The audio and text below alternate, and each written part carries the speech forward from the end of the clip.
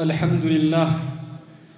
لله الذي جعل يوم الجمعة خير الأيام. أحمده سبحانه وأشكره إذ هدى لهذا اليوم أمة الإسلام وأضل عنه اليهود والنصارى فلم يوفقوا له على الدوام. وأشهد أن لا إله إلا الله وحده لا شريك له، له الملك وله الحمد وهو الملك القدوس السلام. وأشهد أن محمدًا عبده ورسوله خير مرسل وأكمل إمام، صلى الله عليه وعلى آله وأصحابه وسلم تسليما. أما بعد، فاتقوا الله واشكروه على ما من عليكم به من نعمة الإسلام وما تفضل عليكم به من فضائل الأيام. وإن خير أيامكم يوم الجمعة، ففيه فضائل وله أحكام. أيها المؤمنون، إن يوم الجمعة ملتقى أهل الإسلام وعيدهم الأسبوعي، يجتمعون فيه كل أسبوع مرة بالمساجد الكبار، فهو يوم عبادة وطاعة، وله فضائل كثيرة على سائر الأيام. فمنها أنه خير الأيام. فعن أبي هريرة رضي الله عنه عن النبي صلى الله عليه وسلم قال: خير يوم طلعت عليه الشمس يوم الجمعة، فيه خلق آدم، وفيه أدخل الجنة، وفيه أخرج منها، ولا تقوم الساعة إلا في يوم الجمعة. رواه مسلم. ومنها عباد الله أن يوم الجمعة يتضمن صلاة الجمعة التي هي من آكد فروض الإسلام ومن أعظم مجامع المسلمين، وهذا أمر مشاهد، فإنه يكثر المصلون في الجمعة ما لا يكون في غيرها. ومن فضائله أن فيه ساعة يستجاب فيها الدعاء. فعن أبي هريرة رضي الله عنه أن رسول الله صلى الله عليه وسلم ذكر يوم الجمعة فقال: فيه ساعة لا يوافقها عبد مسلم وهو قائم يصلي يسأل الله عز وجل شيئا إلا أعطاه إياه، وأشار بيده يقللها. متفق عليه. أقرب الأقوال في هذه الساعة أنها من جلوس الإمام على المنبر إلى انقضاء الصلاة، أو أنها بعد العصر إلى غروب الشمس. ومن عظيم فضائله أن من بكر إلى الجمعة ماشيا فله بكل خطوة أجر سنة صيامها وقيامها. فعن أوس بن أوس رضي الله عنه قال: سمعت رسول الله صلى الله عليه وسلم يقول: من غسل يوم الجمعة واغتسل وبكر وابتخر ومشى ولم يركب ودنا من الإمام فاستمع ولم يلغو، كان له بكل خطوة عمل سنة أجر صيامها وقيامها. رواه الخمسة وصححه الألباني. ومنها أن الوفاة فيه من علامات حسن الخاتمة، حيث يأمن المتوفى فيها من فتنة القبر. عن عبد الله بن عمرو رضي الله عنهما قال رسول الله صلى الله عليه وسلم: ما من مسلم يموت يوم الجمعة أو ليلة الجمعة إلا وقاه الله فتنة القبر. رواه الترمذي وحسنه الألباني. ومنها فضيلة صلاة الفجر في جماعة في يومها. فعن عبد الله بن عمر رضي الله عنهما عن النبي صلى الله عليه وسلم قال: إن أفضل الصلوات صلاة الصبح يوم الجمعة في جماعة. رواه أبو نعيم في الحلية وصححه الألباني. عباد الله، أيها المسلمون، إن ليوم الجمعة أحكاما وأدابا ينبغي أن يتحلى بها كل مسلم ويغتنمها عباد الله يزاريو خطباتشن سلالنبت سلازاريو سل جمعة كنو يجمعان كن الله سبحانه وتعالى كسامنتو كناتو تشلو አብልጦታል ይሄን ቀን አይሁዶችን ነሳራዎችን ሳምንታዊ የኢድ ቀን አድርጉት ተብለው ጥያቄ ቀርቦላቸው አሻፈረን ብለው አላህ Subhanahu Wa Ta'ala ኡመተል ኢስላም ኡመት ሙሐመድን ለዚህ ቀን መርቷል ይሄንን ቀን ኡመት ሙሐመድ እንዲያከብሩት ሳምንታዊ የበዓል ቀናቸው አድርጎ እንዲይዙት رب العالمين مرጧቸዋል እነሱ እስከ ወዲያኛው ድረስ የዚህ ቀን ባለቤት እንዳይሆኑ አድርጓቸዋል ምን አሉ ነብዩ ሰለላሁ ዐለይሂ ወሰለም እኛ የመጨረሻዎች ነን አሉ متفق عليه ሆነ ሐዲስ ላይ እኛ ከኋላ ነው የመጣነው السابقون يوم القيامه ይላሉ የቂያም ቀን ግን ሁሉንም ኡመቶችን ቀድመናቸው እንገኛለን بيد أنهم أوتوا الكتاب من قبلنا له أهل الكتاب وجو كنيا بفيتنو برقط مصحف يتسدوت له وأوتيناه من بعدهم إنيا كتاب يتسدنو كنسو محكلنو ይሄ ቀን በእነርሱ ላይ يوم الجمعة ግዴታ ተደርጎባቸው ነበር فاختلفوا فيه የተሰጣቸውን አንቀበልም ብሎ ከነቢያቶቻቸው ጋር ተጨቃጨቁ አይሁዶች ቅዳሜ ነው የምንፈልገው አሉ ነሷራዎች እሁድን ነው የምንፈልገው አሉ ታዲያ ምን አሉ ነቢያችን ሰለላሁ ዐለይሂ ወሰለም አላህ እኛን ለጁሙዓ ቀን መራን እነሱ በዱንያ ላይ የኛ ተከታዮች ናቸው በቀናት አቀማመጥ እኛ ዛሬ ጁሙዓ ሳምንታዊ በዓላችንን እናብላለን እናከብራለን فاليهود غدا አሉ አይሁዶች ደግሞ ቅዳሜን ነው የሚያከብሩት ነገን ነው አሉ ነሷራዎች ደግሞ እሁድን ሰንበትን ነው አሉ የሚቀጥለውን ቀን ማለት ነው ስለዚህ ከኋላ መተን እኛ ከፊት ቀድመናቸዋል አላህ Subhanahu Wa Ta'ala ለኛ ይሄንን እድል ሰጥቶናል ይላሉ አሽረፉል ኸልቅ ሰይዱል ሙርሰሊን ይሄ የጁሙዓ ቀን ነቢያችን ሰለላሁ ዐለይሂ ወሰለም ان هذا ይሄ ቀን يوم عيد جعله الله للمسلمين ይላሉ ይሄ የኢድ የበዓል ቀን ነው አላህ ለሙስሊሞች ያደረገው እለት ነው እንዲህ አይነቱ ሰዓት ላይ ስትመጡ ደግሞ فمن جاء الجمعة فليغتسل ይላሉ እንመጣበታለን ጁሙዓ የመጣ ሰው ይታጠብ ብለው ነው ነብዩ ሰለላሁ ዐለይሂ ወሰለም ያስቀመጡት አላህ Subhanahu Wa Ta'ala ይሄን ቀን ከቀናቶች ሁሉ አብልጦታል ቀኑ ብዙ ፈዲላዎች አሉት የራሱ የሆነ አህካሞች አሉ በደንብ እናዳምጠው ብዙዎቻችን የጁሙዓን ፈድል ረስተነዋል ማለት ይቻላል እንደው ለደንቡ ያህል መስጂድ እንመጣለን እንጂ ምን ማሟላት እንዳለብን ቀኑ ምን ያህል ዋጋ እንዳለው ስንቶቻችን ነው የምናውቀው ስንቶቻችን አስተውለነዋል እንግዲህ አላህ ይወቀው ለማንኛውም የጁሙዓ ቀን የሙስሊሞች ሳምንታዊ መገናኛ ነው በትልልቅ መስጊዶች ላይ ጃሚዕ በሆኑ መስጊዶች ላይ ሙስሊሞች የሚሰባሰቡበትና ኢባዳ የሚፈጽሙበት ጊዜያቸው ለአላህ Subhanahu Wa Ta'ala በሰፊው የሚሰጡበት እለት ነው ይሄ ቀን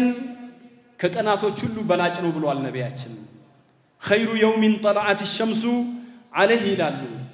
ፀሐይ ከወጣባቸው ቀናቶች ውስጥ ትልቁ ቀን የጁሙዓ ቀን ነው በዚህ ቀን አደም ተፈጥሯል በዚህ ሁለት ጀነት እንዲገባ ተደርጓል በዚህ ሁለት ከጀነት እንዲወጣ ተደርጓል ቂያማም የምትቆመው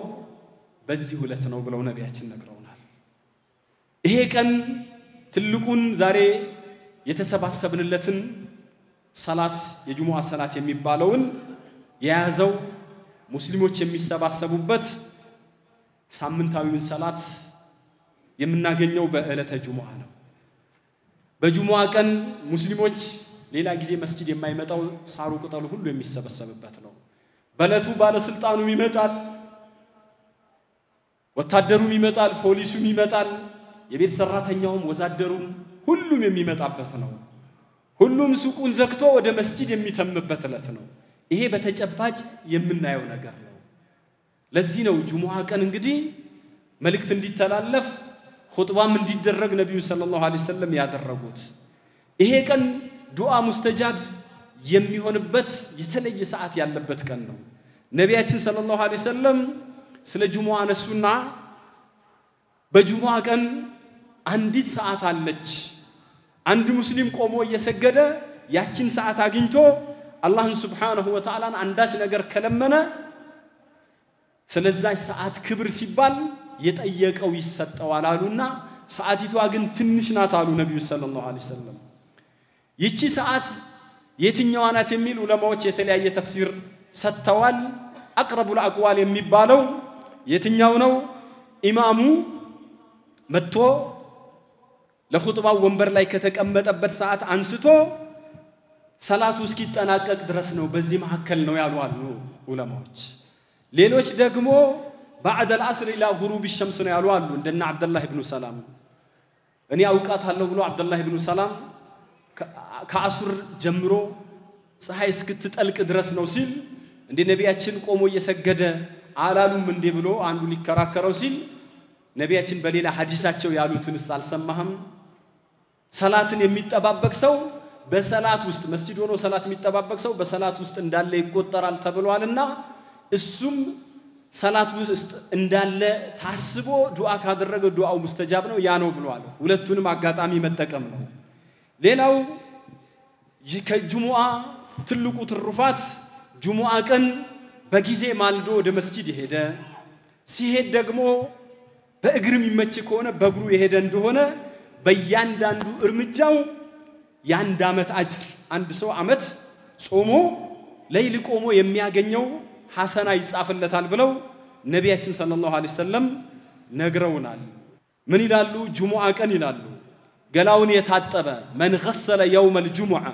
واغتسل ይላሉ ገላውን የታጠበ ያስታጠበ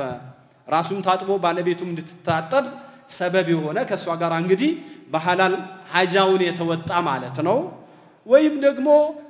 በደም የታጠበ ለማለት ተአኪድ ለማድረግ አጽንኦት ለመስጠት ነው ተብሏል ወበከረ በጊዜ ማልዶ ሄደ ወብተከረ ኢማሙ ኹጥባውን ሲጀምር ጀምሮ እስከ መጨረሻ የሰማ በእግሩ የሄደ መጓጓዣ ላይ ያልሆነ በእግሩ የመጣ እንግዲህ ዛሬ ያለንበት ሁኔታ መጓጓዣ እንድንጠቀም ሊያስገድደን ይችላል ከዛ ከኢማሙ ቀረብ ያለ ኹጥባ የሰማ በኹጥባ ሰዓት ደግሞ ዝባዝንኬ ነገር ውስጥ ሞባይሉን እየኮረኮረ ጠጠር እንደዚህ ያደረገ አንድ ጊዜ በሆነ ነገር ሙሰባህ የቆጠረ በመናምን ሳይሆን አደብ ይዞ ያደመጠ በእያንዳንዱ እርምጃው የአመት አጅር ይጻፍለታል ብለው ነቢያችን ሰለላሁ ዐለይሂ ወሰለም ገልጸዋል ይሄ ለቀኑ እንግዲህ የተሰጠው ክብር ነው ጁሙዓ ቀን መሞት ጁሙዓ ሌሊት ለይለተል ጁሙዓና የውመል ጁሙዓ መሞት من علامات حسن الخاتمه ነው የኻቲማ ማማር ምልክት ነው ብለውታል በዚያ ቀን የሚሞት ሰው ፊትነተል ቀብርን አላህ የቀብርን ፈተና ይጠብቀዋል ብለዋል ምን አሉ ነብዩ ሰለላሁ ዐለይሂ ወሰለም ማንንም ሙስሊም ጁሙዓ ቀን ወይም ሌሊቱን የሚሞት ለይለተል ጁሙዓ ማለት ሐሙስ ለጁሙዓ ሊነጋበት ማለት ነው ወይም ደግሞ ጁሙዓ ቀኑ ላይ የሞተ ሰው ኢላ ወቃሁ الله فتنة القبر ይላሉ የመቃብርን ቅጣት አላህ Subhanahu Wa Ta'ala ቢጠብቀው እንጂ ሌላው የጁሙዓ ቀን የፈጅር ሰላት በጀማዓ የሚሰገደው ራሱ ከሌሎች ፈጅር ሰላቶች እንደሚበልጥ ነቢያችን ተናግረዋል ان افضل الصلوات صلاه الصبح يوم الجمعه في جماعه ይላሉ ከሰላቶቻችሁ በላጭ ሰላት የጁሙዓ ቀን ጧት መስጂድ ሂዳችሁ በጀማዓ የምትሰግዱት ሰላት ነው ያሉበት አቡ ኑዓይም ሒልያ ላይ የዘገቡት ሼኽ አልባኒ ሷሂህ ነው ብሎ ያስቀመጡት ሐዲስ አለ ታዲያ ጁሙዓ ይህን ያህል ክብር ያላት ቀን ናት ለጁሙዓ አህካሞች አዳቦች አሉ ሙስሊሞች ወደ መስጂድ የሚመጡ ሊያውቁት ሊተገብሩት ሊጠቀሙበት የሚገባ አዳቦች አህካሞች አሉ ከነዚህ መሐከል ጁሙዓ ቀን በለቱ ኢማም የሆነ ሰው ፈጅር ሰላት ሱረቱ ሰጅዳና ሱረቱ ሀል አታ ዐለል ኢንሳንን መቅራት ይወደዳል ሙሉውን ማለት ነው በየመስጂዱ እንደሚቀራው ማለት ነው ይሄም በእለቱ አኺራን የሚያስታውስ ስለ ቂያማ ሰፊ ነገር የሚዳስሱ ምዕራፎች ስለሆኑ ነው ሁለተኛ በእለቱ ሰላት على النبي بنبي صلى الله عليه وسلم ማብዛት ይወደዳል ከቀናችሁ ሁሉ በላጅ ቀን ብለው ነብያችን ሰለላሁ ዐለይሂ ወሰለም የጁሙአ ቀን ነው በጁሙአ ቀን በኔ ላይ ሰላዋት አብዙ ሰላታችሁ በኔ ላይ ይቀርባል ብለው ነብያችን ተናግረዋል ሌላው ገላ መታጠብ ነው ወደ መስጂድ ከመሄዳችን በፊት ነብያችን ጁሙአ ቀን አካለ መጠን የደረሰ ሰው ሁሉ የመታጠብ ግዴታ አለበት ብለው አስቀምጧል አንዳችሁ ጁሙአ መሄድ ከሆነ ገላውን ይታጠብ ብለዋል ጁሙአ ቀን ምናሉ ነብዩ ሰለላሁ ዐለይሂ ወሰለም የመጣ ሰው ገላውን ይታጠብ ምክንያቱም ሙስሊሞች የሚሰባሰቡበት ነው ጥሩ ጠረን ሊኖረው ይገባል መስጂድ ላይ መጥቶ ሙስሊም ወንድሞቹን ሙስሊም እህቶቿን መላእክቶችን ማወክ የለበትም ነብያችን ሰለላሁ ዐለይሂ ወሰለም ታጠቡ ያሉት ዋናው ለዚህ ነው ጥሩ ጠረን እንዲኖረን ንጹህ ልብስ ለብሰን እንድንመጣ ጁሙአ ቀን መታጠብ ዋጅብ ነው ያሉ በርካታ ዑለማዎች አሉ የዛኑ ያህል ደግሞ ሱና ነውም የሚሉ ዑለማዎች አሉ አንዳንድ ሐዲሶች ላይ ጁሙአ ቀን ውዱ አድርጎ የመጣ ሰው ፈቢሃ ወኒዕመት فبالرخصه اخذ ونعمه الرخصه رخصاውን ይዟል ምንኛ ያማረች ሩኽሳናት ገላውን ደግሞ የታጠበ ሰው በላጭ ነው ተብሏል የጁሙአን ስንወስድ ማለት ነው ሌላው ሽቶ መቀባት ሲዋክ መጠቀም ጥርሳችንን በአግባቡ መፋቅ ያፋችን ጠረን ሌሎችን ሰዎች ማወቅ ስለሌለበት ያማረ ልብስ መልበስ አለብን ጁሙአ ቀን ታዲያ ነብያችን ገላውን የታጠበ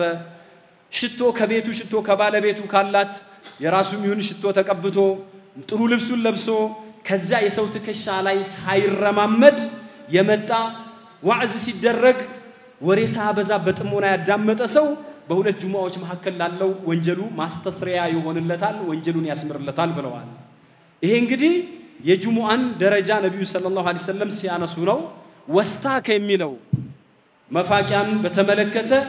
አጽንኦት ሰጥተዋል ጥርሱን ፍቆ አሉ ነብያችን ሽቶ ተቀብቶ ብለው በተደጋጋሚ ሐዲሶች ላይ አስቀምጠዋል ከዛ ባሻገር ጁሙአ ቀን በጊዜ ወደ መስጂድ መሄድ ኢማሙ ጋራ ቀረብ ብሎ ሶፈል አወል መገኘትም ይሄ ትልቅ ሱና ነው በአሁኑ ሰዓት እየሞተ ያለ ሱና ነው فرحم الله من احياها ይሄንን ሱና ሐያ ያደረገን ሰው አላህ Subhanahu Wa Ta'ala ይቀበለው አላህ ይማረው የጁሙአ ቀን ሲሆን አሉ ነብዩ ሰለላሁ ዐለይሂ ወሰለም በየመሳጂዱ ደጃፍ ላይ የሚጽፉ መላእክቶች አሉ መጀመሪያ የሚገባውን እንደ መጀመሪያው ኢማሙ ኹጥባ ሲጀምር መዝገባቸውን ያጣጥፋሉ ከዛ ኹጥባ ሊሰሙ ይቀመጣሉ በጊዜ የሚመጣ ሰው ምሳሌው ግመል ሰደቃ እንደሰጠ ነው ቀድሞ የተገኘ ሁለተኛ የሆነው የበሬ ሰደቃ እንዳቀረበ ይቆጠርለታል ከዛ ሲያልፍ ሙክት እንዳቀረበ ይቆጠርለታል ከዛ ደግሞ ዶሮ እንዳቀረበ የዶሮ ሰደቃ ከዛ ደግሞ የእንቁላል ሰደቃ እንደሰጠ ይቆጠርለታል ብለው ነብያችን ሰለላሁ ዐለይሂ ወሰለም አንስተዋል ጁሙአ ላይ احضروا الذكر ጁሙአ እንግዲህ ኹጥባውን ቅረቡና አዳምጡ ከኢማሙ ቀረብ በሉ አንድ ሰው ወደ ኋላ ሚዘገይ ከሆነ አላህም ነገ የውመል ቂያማ ጀነት ቢገባ እንኳን ወደ ኋላ ያዘገየዋል ብለው ነብያችን ሰለላሁ ዐለይሂ ወሰለም ተናግረዋል መስጂድ ከገባ በኋላ ደግሞ ወሬ ማውራት አይደለም ጁሙአ ቀን በጊዜ ከገባ ዚክር ማድረግ ሰላት አለ ነብይ ማድረግ ቁርአን መቅራት የመሳሰሉትን ነገሮችን እያደረገ በእንደዛ አይነት መልኩ ማሳለፍ አለበት በተለይ ደግሞ መስጂድ ከገባ ሰላት ወሰላ ማኩቲበ ለሁ ይላሉ ነብያችን አላህ የጻፈለትን ያህል ከሰገደ ሲሉ ብዙ ረካዓ ቢሰግድ ለምሳሌ ከሰለፎች አራት የሚሰግድ ነበረ ከገባ በኋላ ማለት ነው ኢማሙ ኹጥባ እስኪጀምር 6 የሚሰግዳለ 8 የሚሰግዳለ 10 የሚሰግዳለ 12 የሚሰግዳለ ኢማሙ አልአውዛኢ ታቢኡ ታቢዒን እሳቸው እስከ 34 ረካዓ ድረስ ይሰግዱ ነበረ ይሄ የሰለፎቻችን ሁኔታ ነው እዚህ ቦታ ላይ የሚያሳየን ሌላው ጁሙአ ስልመጣ ኢማሙ ኹጥባ ሲያደርግ በሚገባ በስርዓቱ ማዳመጥ ያስፈልጋል አንድ ሰው ሲያወራ እንኳን ለጓደኛው ዝም በል ያለ ሰው አግባብ ያልሆነ ነገር ፈጽመዋል ለግ ውስጥ የገባ ሰው ጁሙአ የለውም ተብሏል ስለዚህ ጁሙአ ላይ መናገር ሌላ ነገር ውስጥ መግባት የለብንም ሌላው ሱረቱል ካፍን በጁሙአ ቀን በአግባቡ መቅራት ይወደዳል ነብያችን ሰለላሁ ዐለይሂ ወሰለም ጁሙአ ቀን ሱረቱል ካፍን የቀራ ሰው ለሱ እስከ ሁለቱ ጁሙአዎች ድረስ ብርሃን ይፈነጥቅለታል ያበራለታል ብለው ተናግረዋል ሌላው ጁሙአ ላይ እንግዲህ ጁሙአ ከሰገድን በኋላ 4 ረካዓ መስገድ አንዳንዴም ሁለትም ብናደርገው ይወደዳል ከዚያ ባሻገር ሌላው መስጂድ የገባ ሰው ጁሙአ ቀን ከመጣ ተህየተል መስጂድ መስገድ አለበት ኢማሙ ኹጥባ ያደረገ ቢሆን እንኳን ነቢያችን አንድ ሱለይክ የሚባል ሰው ከጠፋኒ ሲመጣ አንተ ሱለይ ሆይ ተነስና ሁለት ረካ ስገድ ባይሆን አጠራ አድርገው ኹጥባውን እንድሰማ ብለው ነቢያችን በእንዲህ አይነት መልኩ የተናገሩበት ሐዲስ አለ ለማንኛውም ሌላው እንቅልፍ ያሸነፈው ሰው ራሱ ተነስቶ ካንዱ ቦታ ወደ አንዱ እየቀያየረ እንቅልፉን ያስወግድ እንጂ መተኛት የለበትም ብለዋል የጁሙዓ አዳብ እንግዲህ ይሄንን የመሰለ ሰፊ ነገር ነብዩ ሰለላሁ ዐለይሂ ወሰለም አስቀምጧል ይሄንን ልንጠቀምበት ይገባል ባረከላሁ ሊ ወለኩም ፊል ቁርአኒል አዚም ወሱነቲ ነብይሂ الكريم ونفعني واياكم بما فيهما من الذكر الحكيم اقول قولي هذا واستغفر الله لي ولكم ولسائر المسلمين من كل ذنب فاستغفروه انه هو الغفور الرحيم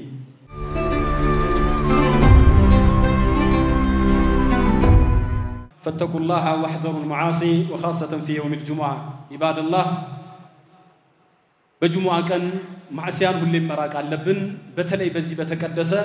በተባረከ ቀን በጁሙዓ ቀን ጁሙዓችንን የሚያበላሽ የሚያቆሽሽ ኃጢያቶችን ከመስራት መጠበቅ አለብን በተለይ የጁሙዓን ክብር መጠበቅ አለብን የጁሙዓን ክብር ከመጠበቅ አንዱ ጁሙዓ ሰላት ላይ መጣት ነው ጁሙዓን ካለም አክበር አንዱ ከጁሙዓ ሰላት መራቅ ነው ነቢያችን ሰለላሁ ዐለይሂ ወሰለም ሰዎች ይከልከሉ ጁሙዓን ከመተው አሉ ጁሙዓን ትተው በቤታቸው ዙር ከመስገድ ወይም ደሞ ጭራሽ ሰላት ካለ መስገድ ቢቆጠቡ ይሻላቸዋል አለበለዚያ አላህ ቀልባቸውን ያሽግባቸዋል ከዚያ ከጋፊሎች ይሆናሉ ብለው ነቢያችን ሰለላሁ ዐለይሂ ወሰለም አንስተዋል ሌላው ጁሙዓ ቀን ከመንሰራቸው ትልቅ ጥፋቶችና ስህተቶች ኹጥባ አለማዳመጥ ብዙ ሰዎች ኹጥባው እስኪያልቅ ድረስ የሆነ ሱቅ ላይ ወይ ካፍቴሪያ በር ላይ የሆነ ቢሮ ላይ እንጠለጠሉና ልክ ጁሙዓ ሰላቱ ሲጀመር የሚመጡ ሰዎች አሉ ይሄ ትልቅ ስህተት ነው አንዳንዱ አርፍዶ ይመጣል ኹጥባውንም ላለመስማት አንዳንዱ አሳልፎም የሚመጣ አለ ስለዚህ ጥንቃቄ ያስፈልጋል አንዳንዱ ለጁሙዓ ክብር ባለመስጠት ገላውን የማይታጠብ ልብሱን የማይቀይር ለጥርሱን ያፉን ንጽህና የማይጠብቅ አለ ይሄም ስህተት ነው ሌላው አዛን ካለ በኋላ የውመል ጁሙዓ መሸጥ መለወጥ ዑለማዎች حرام ነው ብለው አስቀምጧል ሱቅህን ዘግተ ነው እናንተ ያመናችሁ ሰዎች ሆይ ለጁሙዓ አዛን ከተባለ ወደ አላህን ማስተዋወስ ወደ ሰላት ተጣደፉ ንግዱን ሁሉ ተውት ብሎ ነው አላህ ያስቀመጠው ሌላው እዚህ ቦታ ላይ ጁሙዓ ቀን ከመስጂድ ኋላ ወደ ኋላ ተፈንጥረው የሚቀመጡ ሰዎች አሉ ወደፊት የማይመጡ ሰዎች አሉ ነቢያችን ሰለላሁ ዐለይሂ ወሰለም ምርጥ ሶፍ ማለት አወል ሶፍ ነው ብለዋል ጁሙዓ ቀን ቀድሞ መገኘት እንጂ አንዳንድ ሰዎች አሉ አንዳንድ ሰው እንዳያገኛቸው በሚል እዛ ማዶ ሄዶ ተደብቆ በራስ ቆልፎ የሚሰግድ ሰው አለ ይሄ ስህተት ነው በመሰረቱ አንድ ሙስሊም የሆነ ሰው ከሙስሊም ወንድሞቹ ጋር እኩል ሶፈል አወል ያለውን ደረጃ ቢያውቁ አዛን ያለውን ደረጃ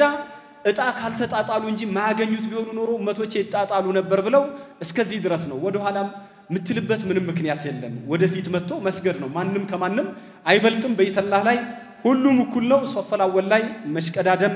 ይገባል ጁሙዓ የሚመጣ ሰው ደግሞ አርፍዶ መጥቶ ሲያበቃ የሰው ትከሻ እየረጋገጡ መሄድ ፍጹም የተከለከለ ነው ነቢያችን ኹጥባ ያደረጉ አንድ ግለሰብ ሲመጣ እጅሊስ ቁጭበል ፈቀድ አዘይተ ሰውን አዛ አድርገሃል ወአነይታ አሉት አርፍደህ ደግሞ መጣል ስለዚህ አደብ መጠበቅ አለበት ማለት ነው ሌላው ነቢያችን ሰለላሁ ዐለይሂ ወሰለም ካወገዙት አንዱ በጁሙዓ ቀን አርፍዶ መጥቶ ሌሎችን ሰዎች የሚያስነሳ ምናሉ ላ yuqimanna